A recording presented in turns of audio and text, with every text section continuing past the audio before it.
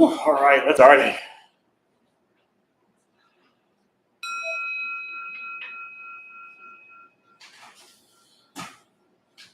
Welcome everybody to the Wednesday night loving kindness meditation. My name is Alex. It's wonderful to be here with all of you this evening, this very hot evening. I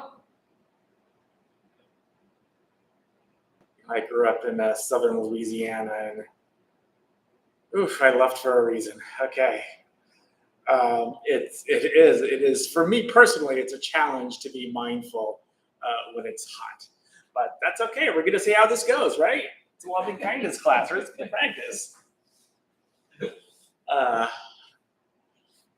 If I scream my instructions during the meditation, you'll know I'm not doing great.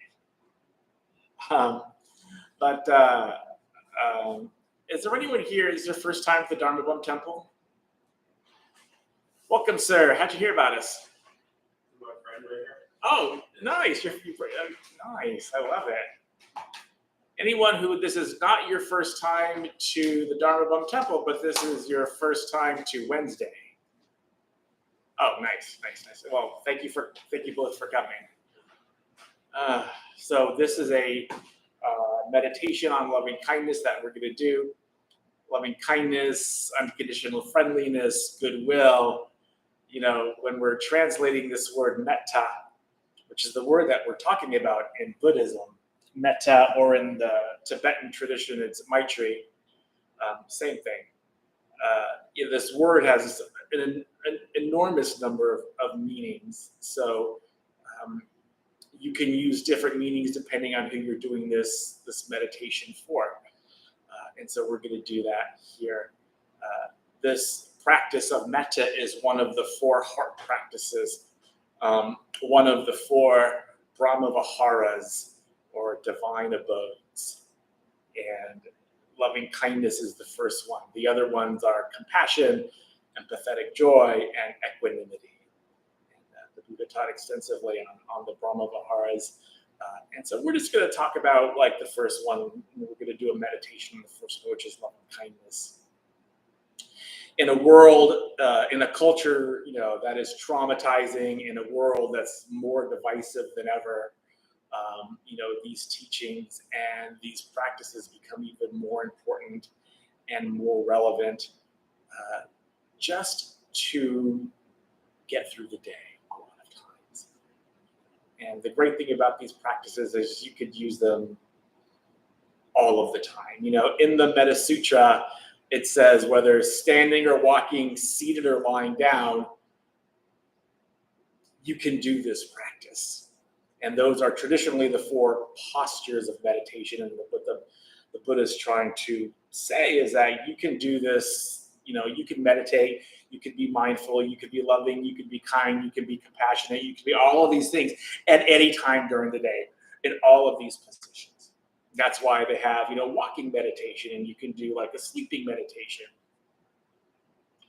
And that's why Jeff, a lot of times, he'll put out a Facebook post that says, it doesn't matter what you're doing right now, stop whatever you're doing and take 3 deep breaths. That is an incredible, loving and kind thing to do for yourself, because we get so stressed so easily. And, a lot of times our natural reaction is to just mull it over and just kind of grind the just kind of recursive thoughts over and over in our head, or get stressed or get really anxious, or do some unhealthy behavior or practice because of that. And what we're trying to say is, no, you can stop at any time. You can stop at any time and think loving and kind thoughts, or just take some deep breaths, or whatever it is, or whatever your strategy is going to be.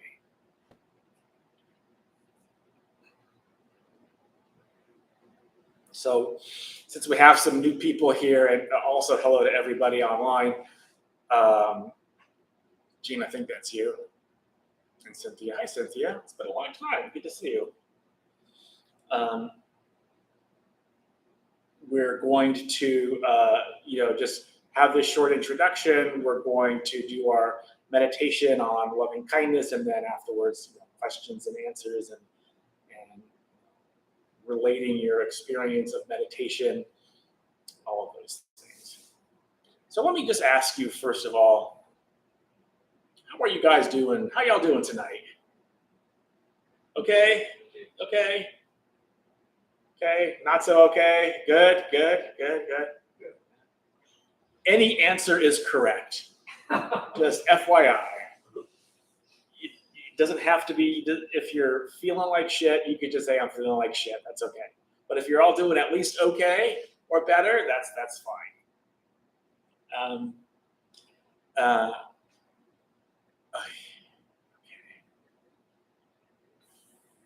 I'll have my feet like out here just because I can feel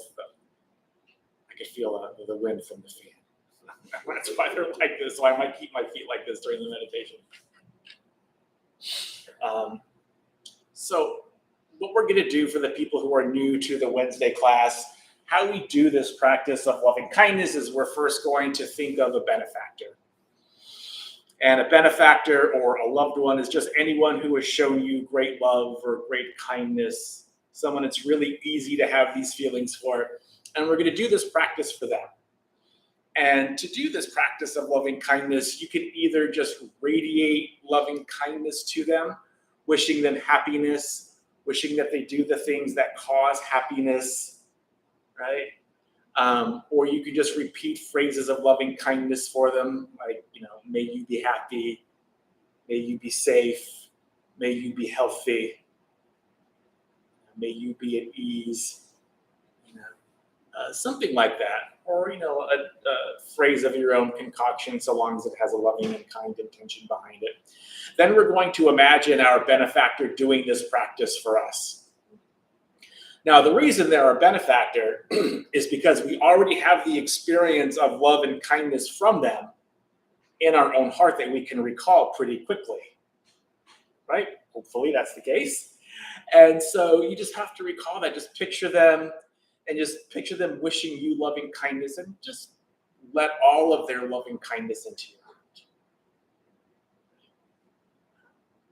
Let it all in. And then we're going to do loving kindness for ourselves, and then we're going to do loving kindness for all beings in all directions.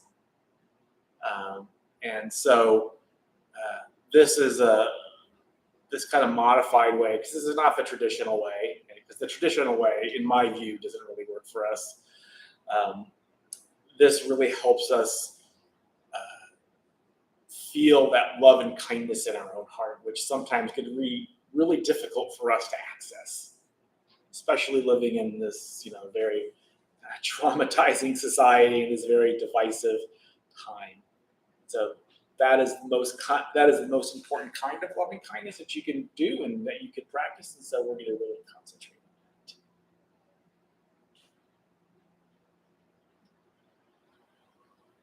All right, why don't we just get started? Any questions before we start?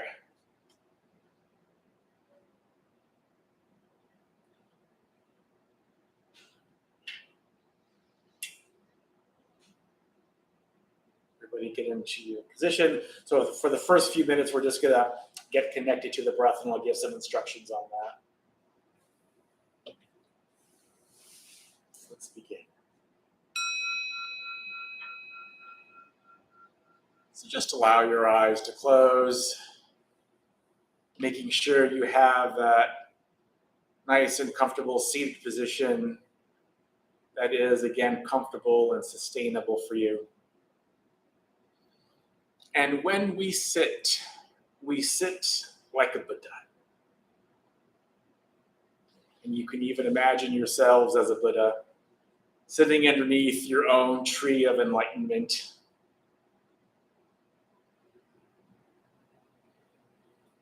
Because you can choose any tree you want. Each Buddha has their own tree, ready for the day's abiding.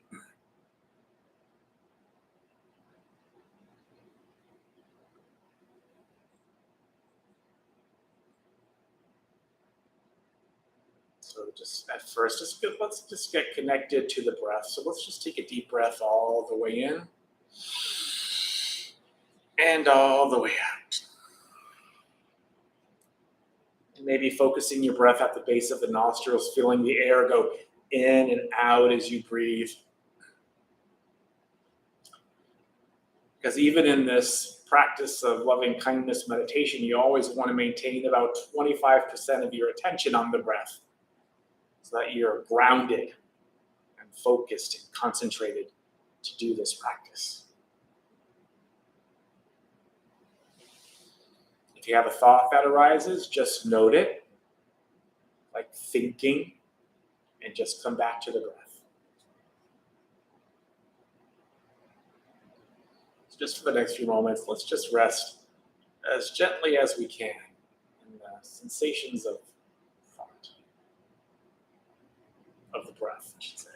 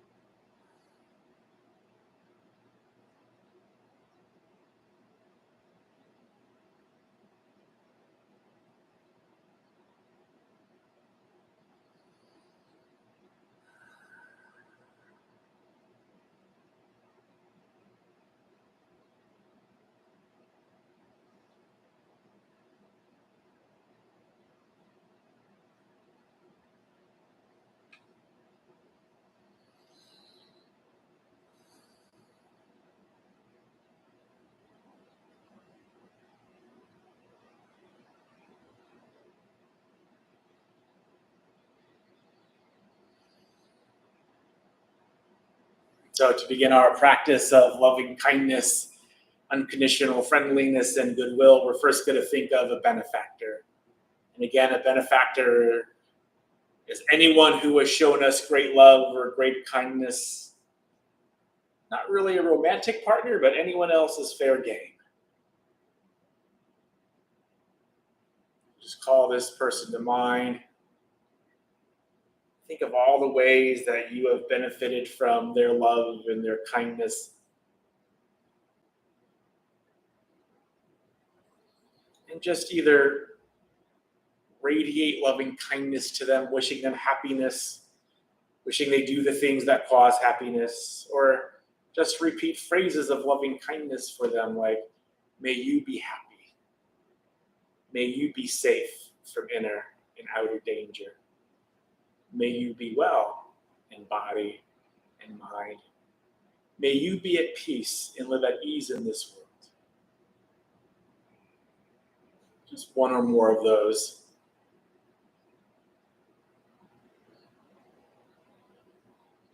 You can have one or more benefactors. They could be living or dead. Doesn't matter. So for the next few moments, we'll do this practice of loving kindness for our benefactor.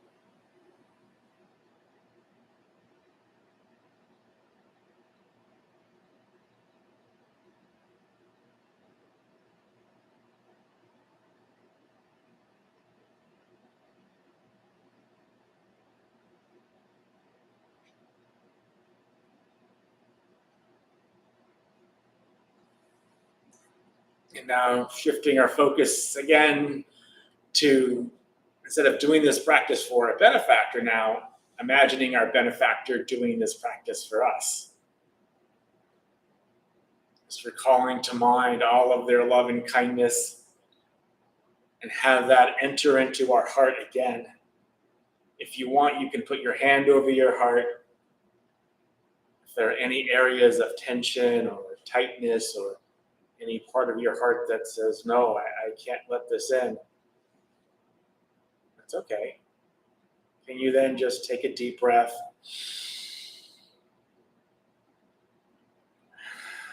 Relax, allowing that tightness to soften, hopefully. If it does, great. If it doesn't, that's fine. Just keep doing what you're doing.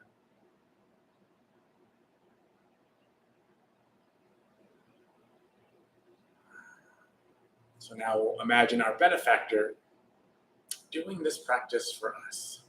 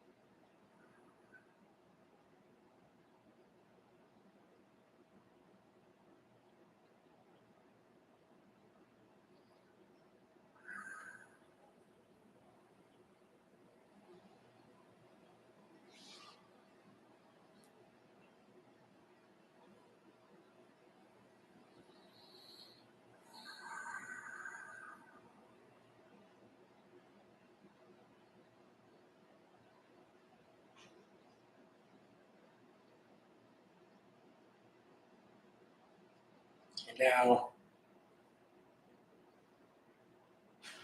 can we do this practice of loving kindness for ourselves? And so to begin, let's just call to mind our own wish to be happy, our own wish to be healthy and safe and free from danger, to be at ease and at peace. And even though so often we do the very thing that causes the opposite of happy, we still want to be happy. And that is our goal. So we do these practices of loving kindness for ourselves and not harming ourselves, not harming others, with that goal in mind. So you can either just imagine your heart getting bigger and warmer, kind of like the Grinch whose heart grew 3 sizes. You can do the same thing, or you can just repeat these phrases of loving kindness for yourself. May I be happy. May I be safe from inner and outer danger. May I be well in body and mind. May I do the things that cause happiness.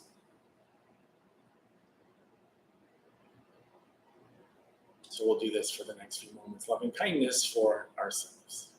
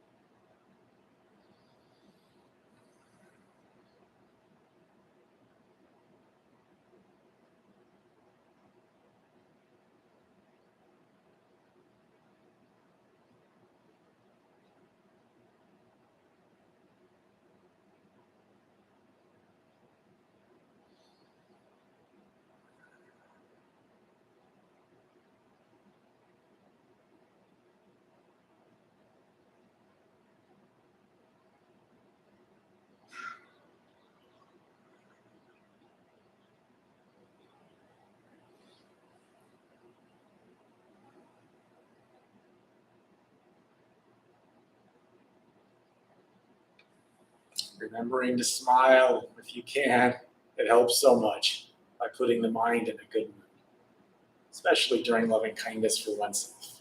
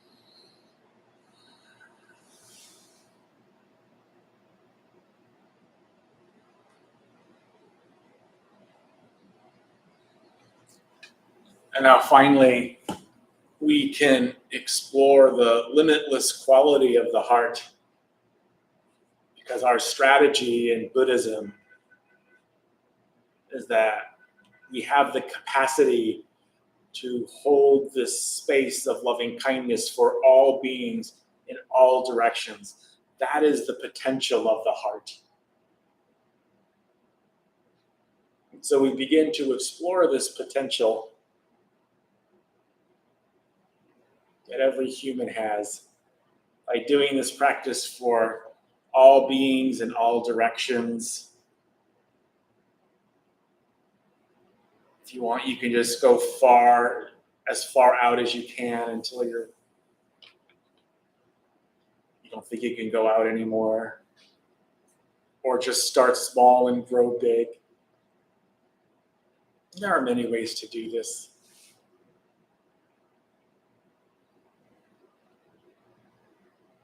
So we'll do this practice for all beings to end our meditation.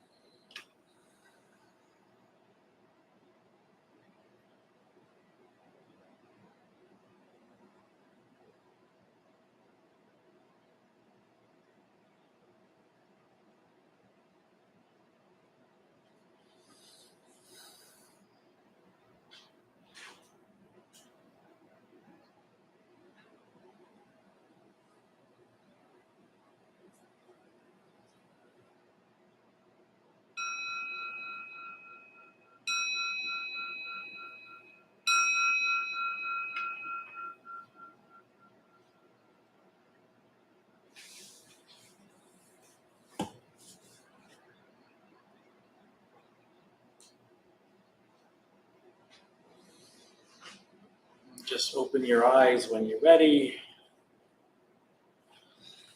And let's just take the next couple of moments out in silence as you stretch your arms and you stretch your legs. And keeping that mindfulness of loving kindness about you as much as you can while you do that. You don't have to all of a sudden stop doing loving kindness just because the bell rang.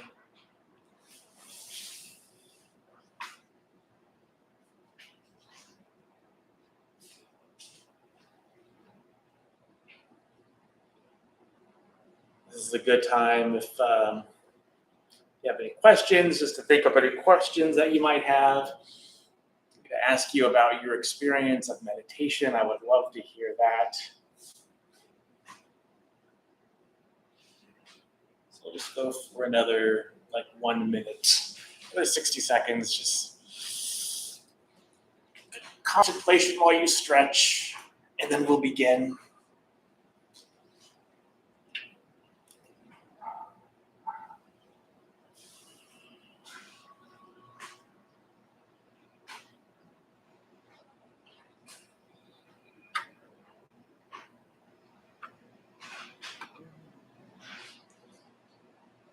June.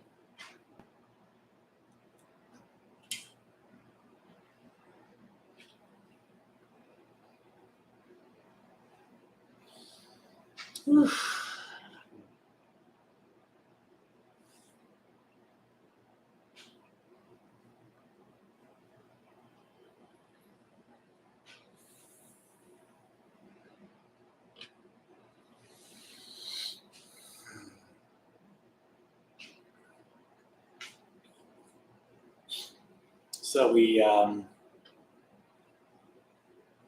haven't done anything yet, but if things keep on going, well with cases and things like that, COVID cases, then we are looking to kind of make masks optional here pretty soon. I'm hoping. And it's already hot. Wear a mask here. Although I'm glad we do this at 7 o'clock. Nighttime kind of cool things down. That's nice. But we'll see. No promises.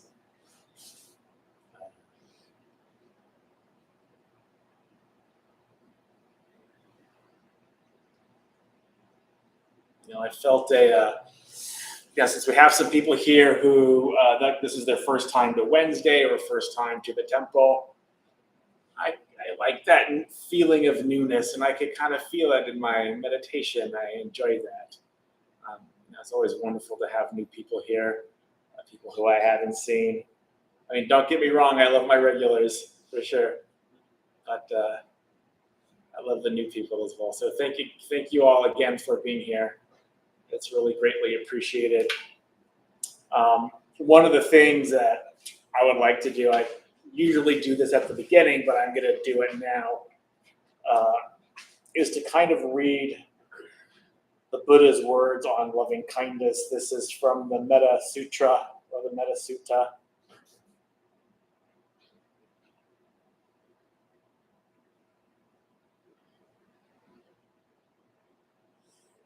So these are the Buddha's words on loving kindness and how we should relate and how we should do this practice. He says, "This is what should be done by one who is skilled in goodness and who knows the path of peace. Let them be able and upright, straightforward and gentle in speech, humble and not conceited, contented and easily satisfied, unburdened with duties and frugal in their ways, peaceful and calm and wise and skillful, not proud or demanding in nature. Let them not do the slightest thing that the wise would later reprove, wishing, in gladness and in safety, may all beings be at ease. Whatever living beings there may be, whether they are weak or strong, omitting none, the great or the mighty, medium, short, or small, the seen and the unseen, those living near and far away, those born and to be born, may all beings be at ease. Let none deceive another or despise any being in any state. Let none through anger or ill will wish harm upon another. Even as a mother protects with her life her child, her only child, so with a boundless heart should one cherish all living beings, radiating kindness over the entire world, spreading upwards to the skies and downwards to the depths, outwards and unbounded, freed from hatred and ill will, whether standing or walking, seated or lying down, free from drowsiness, one should sustain this recollection. This is said to be the sublime abiding. By not holding to fixed views, the pure-hearted one, having clarity of vision, being free from all sense desires, is not born again into this world. And I love how he says at the very end, is not born again into this world. Hey, if you do this practice, you don't have to come back. This leads to nirvana, enlightenment, unbinding, which is kind of what nirvana means. So this is a wonderful practice, but it's not always an easy practice. You hear the word loving kindness. Oh, loving kindness, isn't that great? Isn't that wonderful? And it is. It's fantastic. It's wonderful. I love it. But when we actually really do the practice, sometimes it can be a challenge.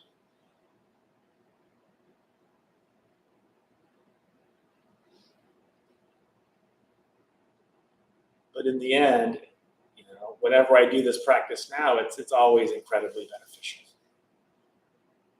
And I hope it's that way for you as well.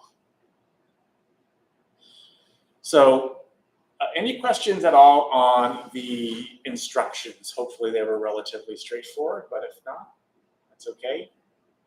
Let me know.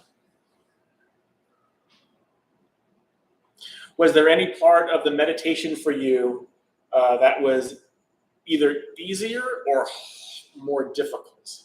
Yes, sir. As you mentioned in the beginning, I feel like I used to practice meditation for a while, and over the last 2 years, with all the tumult, I had let it slip away, which is what I needed to do the most. So I started coming. This came last night, and I've come to return to the practice, but I've never had such a difficult time. I feel like the weight of the world, and I pay attention to it a lot, is poisoning me to the extent where even that meditation right there, and I think it was because it was about loving kindness that it really made me realize I'm so antithetical to that at this point. I've been jaded to an extreme degree, and so it's interesting. It was one of the more difficult meditations I've had because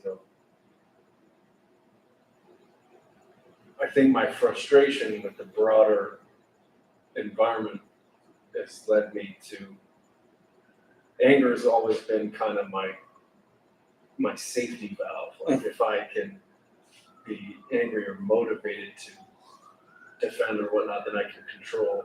Yeah. So I think it's almost permeated my whole being at this point, where I was even having trouble thinking of, and I know there are people that treated me with loving kindness. I was I couldn't do that. Then when it came to someone else doing that for me, there's this self-hatred, which I do not deserve that. So it's just this fucking, excuse my language, it's just this. No, you can say fuck, that's all right. But just this unbelievable sickness I've almost developed because I fed myself a healthy diet of worry and but yeah, that was I could barely get to kind of a zero mind state. I even tried to get away from the goal or the focus just to be still. because I couldn't even get there. Yeah. But man, I do know that, with continued practice, but I am kind of blown away at how far I am from a sense of peace or loving kindness. Yeah, absolutely. And so, first, what is your name? Mark. Mark. So, Mark, thank you for being so open and honest. That's wonderful, and thank you for sharing that. First of all, I would like to say you're absolutely in the right place. To all of those things are completely normal and natural. It is the result of living in a traumatizing culture, in a traumatizing environment. And this is what can happen when we just eat that food over and over and over and over and over. And in mindfulness meditation and loving kindness meditation, all of these things, and just in Buddhist meditation, one of the things that we realize and one of the things that we come to understand is that we're going against all of our natural tendencies, especially if we come to this practice as an adult. We've lived 20 and 30 and 40 and 50 and however many years in this traumatizing culture. And then we hear this thing called loving kindness, and it's supposed to be great. And then we try, it's like, oh, fuck, this is so hard. Because culturally you have been taught to hate yourself, to not do these things for yourself, that you're not worthy, and all of these other different things. And then over the years you feed on that because that's the conditioning. So that you're in the right place because this practice of loving kindness, even in this really gentle way that we do it, because this is a modified and very gentle way that we do this. If you're not used to doing this and having loving kindness for yourself and thinking about another person who has treated you well with kindness and all those different types of things, it could be overwhelming. Absolutely. I feel like there's an old Nirvana lyric that's I miss the comfort in being sad. Or it's a comfortable, like misery can be a comfortable place. Mm-hmm. Maybe it's because that's what you know or something. Yeah. Or maybe you spend so much time there, at least you know what it is. But yeah, I'm glad I came tonight because it's the idea of loving kindness and like wishing that on others than wishing on you. It's real interesting to feel how polar opposite that kind of mentality. And I should have some of that. It just feels like if I really let it go. Yeah, and you do, and it's easy to feel overwhelmed. And we talked about this last week with there's these 4 heart practices. First is loving kindness. The next 2 are applications of loving kindness. So compassion is what happens to loving kindness when it encounters suffering, right? It wants that suffering to stop. Empathetic joy is what happens to loving kindness when it encounters happiness. It wants it to continue. And then equanimity, which is probably in a very advanced topic, we could always practice it, is understanding that I'm only one person and I can only do what this one person can do. I can't fix the world with all the things that are wrong with the world, with all of the difficulty and divisiveness and the shame and the traumatizing way that we're treated in this culture and all of the different types of things. I don't have control over all of that. I do have control over how I react to that.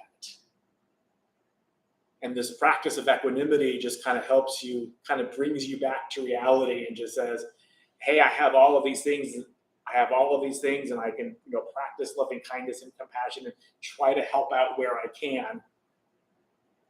But I'm only one person and I can only do so much. And I have to be okay with what I can do.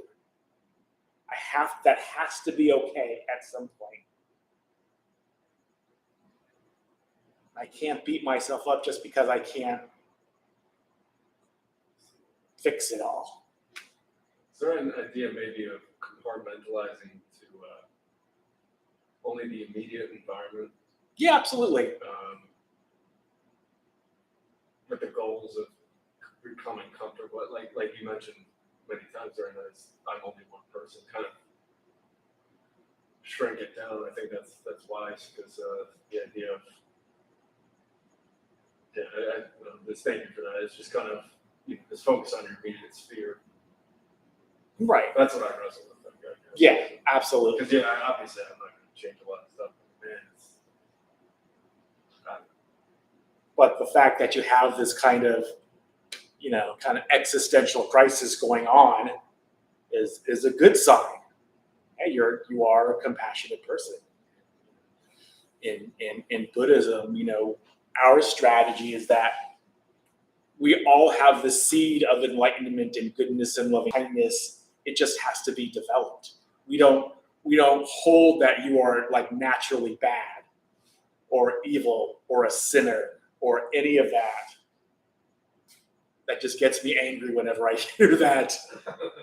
It's like, no, we have natural potential for good and kindness and love and compassion and brotherhood and helping other people and relieving the suffering of ourselves and others and oneness and whatever words that you want to use. I mean, there's a lot of words that people use. Maybe oneness I'm not going to use, but all of those different types of things. We have this capacity, but we're taught that if we practice this capacity, that's bad, that's selfish. And that's why I said these practices go against all of your natural tendencies. So it's really, really natural to, like, when you're first doing this practice, to have all these opposite effects. Like the ego is saying, no, Mark, no. It doesn't like it that it has to give up a little bit of its control.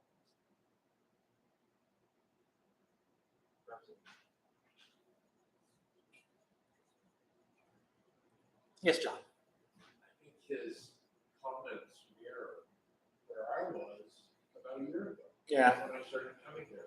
And coming here regularly has dealt, not in a perfect way, but has benefited me beyond belief. And I try to come every week if I can. And I'm trying to practice on my own. This is perhaps easier to be guided, but it's defeated some of that feeling of being overwhelmed with not only the external world, but my internal struggles with what's going on in my personal life. And it has helped. So it will prevail. I'm patient. All right, thank you guys. It was wonderful to have you all here. Before we end, we actually have some announcements. Announcer. That was your cue. He's going to come up here and have some announcements, and then we'll do a dedication of merit, and then we'll end.